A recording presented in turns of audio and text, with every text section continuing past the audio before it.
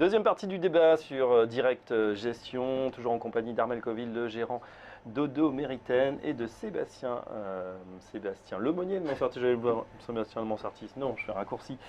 Justement, on était en train de parler des allocations pour 2016, hein, on est en fin d'année. Une fin d'année, on le disait, compliquée, parce que normalement, à cette période, on se prépare pour le rallye de fin d'année, on a fait un peu d'habillage des bilans. Cette année, c'était un peu plus sportif avec les banques centrales. Pour autant, Sébastien, est-ce que l'année boursière, cette fois, est bel et bien terminée, maintenant que les banques centrales ont parlé? Alors là, ça, j'en sais rien. Ça, j'en sais rien du tout. On arrive quand même dans une période, vacances, très bon Ouais, mais il confiseur. peut toujours se passer des choses. Il faut faire attention, même moins en termes de de. liquidité, plus de volatilité aussi, Ouais, et peut-être. puis il peut y avoir des nouvelles en termes de stock picking. Moi, je suis un stock picker. La nouvelle peut intervenir à tout moment. Aujourd'hui, j'aurais pu vous répondre ça hier en disant oui, l'année est terminée.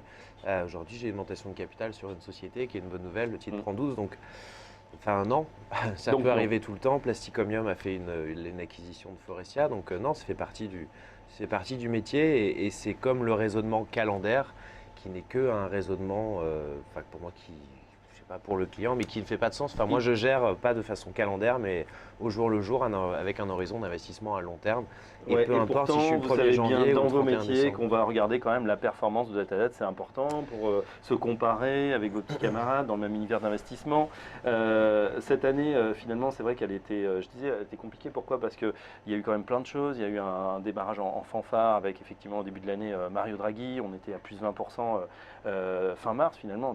La performance était faite au premier trimestre. On a tout reperdu. On était à zéro en septembre avec le couac de Janet Yellen. Et puis finalement, on fait quand même une année pas si mauvaise, Armel Covid, sur les marchés. Vos clients sont globalement satisfaits, en tout cas ceux qui ont investi sur les fonds euros, sur les fonds pardon, qui ciblent l'Europe. Oui, tout à fait. Effectivement, si vous êtes investi sur les actions européennes ou les actions japonaises en tant qu'Européen, vous faites une année qui est plutôt satisfaisante. C'est quand même un peu moins vrai sur la partie crédit, voire sur la partie dette souveraine, mais en tout cas sur les actions européennes, vous faites une année qui est plutôt correcte. Vous pouviez faire une superbe année si vous posiez le crayon à la fin mars, mais en tout cas, on reste aujourd'hui quand même sur une performance qui est plutôt correcte sur 2015. Et on a quand même le sentiment que si on fait les bons choix sur 2016, on a quand même encore un certain nombre de classes d'actifs, de zones géographiques, voire de secteurs qui peuvent procurer de la performance pour les portefeuilles. Nous, aujourd'hui, on regarde par exemple le secteur bancaire côté européen. Donc on a bien conscience que c'est une position un petit peu contrariante parce que le secteur bancaire est quand même un secteur qui a été pas mal sous pression en 2015, qui est quand même assez mal aimé. On a aujourd'hui le sentiment que le risque réglementaire a plutôt tendance un petit peu à diminuer. Donc ça veut dire que le risque d'augmentation de capital aujourd'hui, il est vraiment localisé sur un certain nombre de suspects européens qu'on peut éviter dans nos portefeuilles. On a des perspectives de rendement qui devront être validées par la BCE, mais qui a priori l'ont été ces derniers mois, qui font qu'aujourd'hui le secteur bancaire européen c'est 5-6% de rendement, donc c'est quand même aujourd'hui un rendement attractif dans le contexte de taux actuel, sur des niveaux de valorisation qui sont sur quasiment un plus bas historique. Alors les records c'est fait pour être battu, on peut aller plus bas, mais vous vous dites quand même qu'à ce niveau-là, commencer à constituer une position sur un secteur qui n'a rien fait cette année et qui est au plus bas en relatif au marché, ce n'est pas forcément inintéressant pour commencer à préparer l'année 2016. Bon, les banques, donc, pourquoi pas, banque européenne. Sébastien, on va s'intéresser à certaines valeurs que vous nous proposez, que vous avez peut-être déjà en portefeuille. On commence par un pari effectivement contrariant, Antofagasta, qu'on connaît moins. Parlez-nous de ce titre. Alors ça, c'est vraiment contrariant, donc c'est une ligne qui est toute récente, que j'ai commencé à faire en fait cette semaine dans le fond.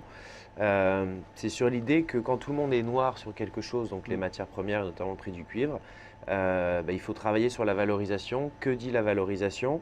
Et quand je vois Antofagasta, je vois qu'en priori, on n'attend que du négatif. Ça cote en Angleterre. Ça cote en Angleterre avec des actifs qui sont essentiellement au Chili. Pourquoi Antofagasta? C'est-à-dire que quand je vais sur des choses contrariantes ou quand je suis sur des cycliques ou dans ma philosophie d'investissement, j'aime la qualité en quelque sorte.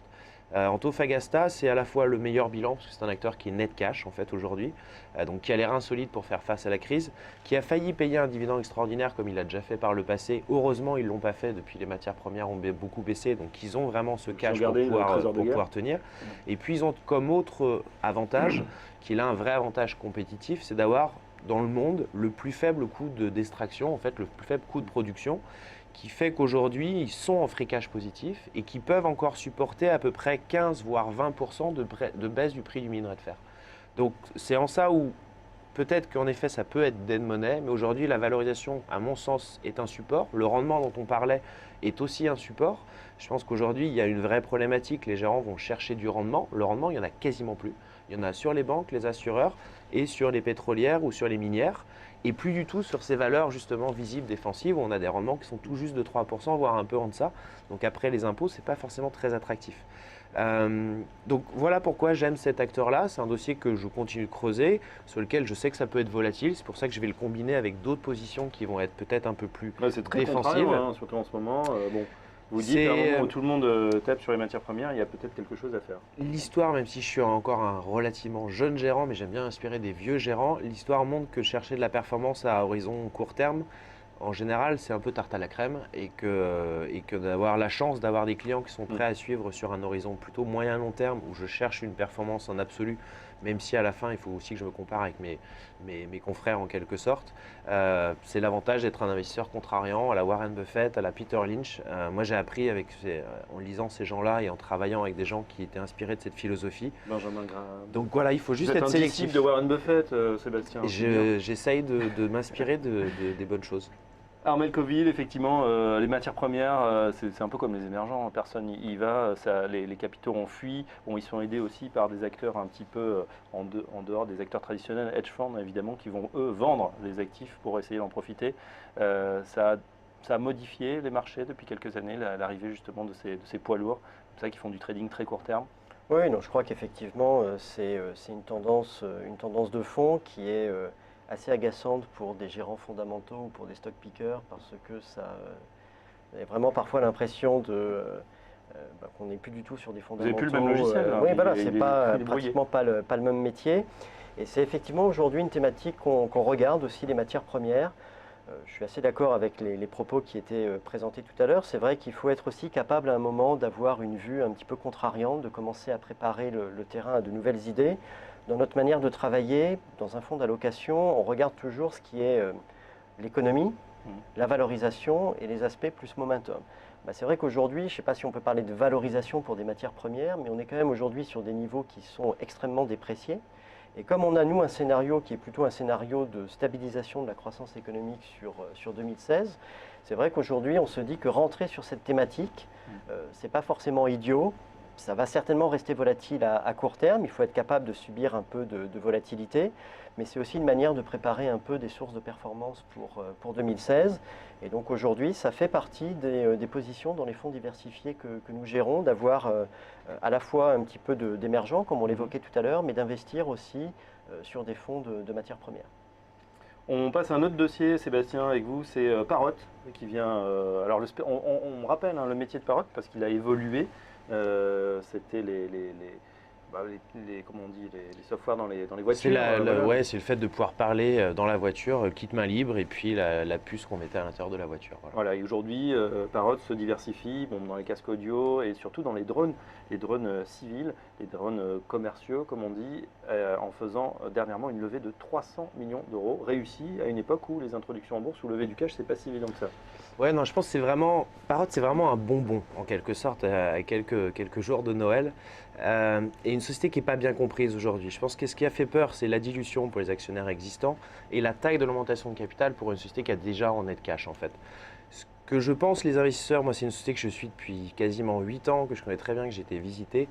Aujourd'hui, Parrot, c'est pas un drone, c'est du drone, mais c'est pas un objet volant. On voit quelques images alors que vous parlez. Faire voler un objet, en effet, la valeur ajoutée, elle est assez faible. Et finalement, c'est ce que va faire GoPro demain jusque-là, et c'est plutôt ce qu'a tendance à faire aussi DJI, le concurrent chinois. La valeur ajoutée de Parrot, qui est le numéro 2 finalement mondial aujourd'hui, qu'on a tendance un peu à oublier, c'est son software. C'est vraiment une société de software qui demain, c'est pas forcément le drone que vous achetez à la Fnac qui va faire sa rentabilité et sa croissance. Moi, c'est pas ça qui m'intéresse, c'est vraiment la partie professionnelle avec sa capacité de faire du mapping, de faire des recherches dans l'agriculture, de visualiser les terrains, mais tout ça c'est du software. Il y a même 2 divisions finalement qui ne vendent pas de drones, qui ne vendent que des softwares. Et là où je trouve que c'est très intéressant, c'est que finalement, quand on regarde la levée de fonds qui est très importante, elle est finalement aussi importante que l'équivalent de la somme de toutes les levées de fonds dans l'industrie finalement depuis le début de l'année. DJI va faire la même chose et en fait les deux acteurs DJI et Parrot aujourd'hui sont en train de devenir totalement incontournables. Alors sans doute demain il y aura des nouveaux acteurs. Il y a une course à la taille mais le marché est soit le marché n'existera pas et on fabule, soit le marché est monumental. C'est-à-dire que quand je regarde les estimations des analystes, ils attendent 30% de croissance tous les ans. C'est ce qu'ils avaient sorti à peu près sur les valeurs Internet. Personne n'en sait rien en quelque sorte. Ce qui est sûr, c'est que si le marché émerge, ça fera peut-être 50, ça fera peut-être 100%. Et c'est en ça où je pense qu'il y a une autre incompréhension. C'est que la réglementation est une opportunité plutôt qu'un risque. Quand les États-Unis décident de mettre en place une réglementation, c'est qu'ils veulent en créer un vrai marché et une vraie industrie, que ça crée de l'emploi. Et ça, c'est ce qu'on va comprendre avec le temps. Et puis le dernier élément, moi, que je pouvais éventuellement reprocher à Parrot, qui a toujours fait des très bons produits, mais qui ne savait peut-être pas très bien les vendre, c'est que cette fois, en fait, il a investi à peu près un tiers de son augmentation de capital dans du marketing, dans la distribution. Et c'est là où ça va être le cœur. C'est là où ça va être le cœur pour pouvoir vendre la technologie qui est leader aujourd'hui incontournable. Le patron d'un autre acteur français qui s'appelle DroneVolt dit pour les drones, on est comme l'iPhone en 2007. C'est-à-dire que ça va tout révolutionner. On en aura tous bientôt chez nous. Il y en aura peut-être sous le sapin. On est à la limite du secteur de la techno avec Parrot, des pépites françaises. Voilà, heureusement, il y en a de plus en plus. Armel Covil, c'est un secteur aussi que vous suivez, que vous regardez? Alors, le secteur technologique, en partie, on a un certain nombre d'expertises dans la maison Odo sur les petites et moyennes valeurs, à travers la gamme Avenir, à travers la gamme Odo Active Equities. Donc c'est effectivement une thématique, en tout cas les moyennes valeurs, les petites et moyennes valeurs sur lesquelles on reste très fortement exposé. À la fois du fait de notre expertise en interne et parce qu'on a aujourd'hui en plus la conviction que finalement malgré le très très bon parcours boursier de cette thématique des petites et moyennes valeurs par rapport aux grandes caps, mais il y a eu aussi derrière des progressions de résultats qui font qu'en valorisation relative des petites moyennes par rapport aux grandes, la surperformance ne se traduit pas par une prime par rapport aux grandes capitalisations. Donc on a toujours une thématique d'investissement qui nous semble très très intéressante sur ces petites et moyennes valeurs, qui ont vraiment délivré en termes de résultats, et pour qui donc les niveaux de valorisation restent totalement acceptables dans une optique moyen-long terme pour un investissement. Donc forte conviction dans nos fonds diversifiés également. Small et mid cap, ce sera aussi un call 2016. Oui, je suis tout à fait d'accord. Elles sont pas chères par rapport au large cap et notamment par rapport au large cap de qualité. Elles ont tendance à générer toujours plus de croissance. Le petit acteur, il est aussi plus facile à comprendre pour un investisseur comme je suis stock picker et en même temps, il est aussi un peu moins suivi par des brokers. Donc, c'est une opportunité.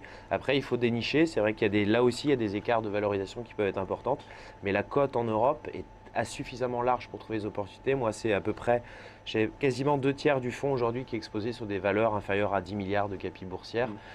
Donc clairement, j'aime ce terrain de jeu et je continue de trouver quelques idées sur ce terrain de jeu, ce qui n'est pas forcément le cas sur les large caps. Voilà quelques idées en tout cas pour vos investissements en 2016. Merci à nos deux spécialistes, nos deux gérants, Armel Covil, gérant chez Odo Mériten, et Sébastien Lemonnier, gérant chez Mansartis. Cette édition de Direct Gestion, le débat est terminé. On se retrouve dès lundi pour un nouveau débat. Pour l'heure, place aux investisseurs. On se reconnecte au marché dans un instant. À tout de suite.